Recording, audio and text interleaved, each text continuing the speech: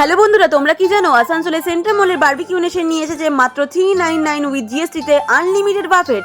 হ্যাঁ, তোমরা ঠিকই শুনছো, নন ভেজের ক্ষেত্রে 30+ আইটেম তোমরা পেয়ে যাবে আনলিমিটেড মাত্র 499 উইথ জিএসটি তে। তো এটারে ছিল পানিপুরি, চিকেন উইংস, এটা খেতে আমার ভীষণ ভালো লেগেছিল। তাছাড়া ছিল paneer tikka, corn salt and pepper, যেটা খেতে ভীষণ ভালো লেগেছিল। আর এটা ছিল hariyali kebab, papdi chaat, honey chilli potato, panipuri, fish finger, schezwan chicken. তারপরে আমার পছন্দের খাবার নিয়ে নিলাম নুডলস আর ভেজ মাঞ্চুরিয়ান। প্রত্যেকটা খাবারই ভীষণ টেস্টি ছিল। আমি তো খুব সুন্দর করে বেশ এনজয় করে খাবারগুলো খেলাম। চিকেন স্যুপটাও কিন্তু ভীষণ টেস্টি ছিল। আমার ভাই তো রিভিউ দিল ভীষণ টেস্টি। মকটেলগুলোর স্টার্টিং প্রাইস যাচ্ছে মাত্র 59 থেকে। ধীরে ধীরে মেন কোর্সের দিকে গেলাম। প্রথমে নিলাম কিছু গ্রিন স্যালাড আর কনচার্ট।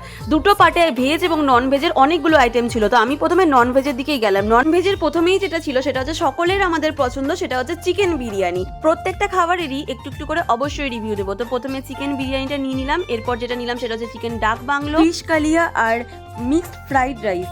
তোমরা দেখতেই পাচ্ছ, এটাও কিন্তু খুব টেস্টি হয়েছিল। আর এই যে সেই চিকেন স্যুপটা, যেটাও হেভি লেগেছে আমার খেতে।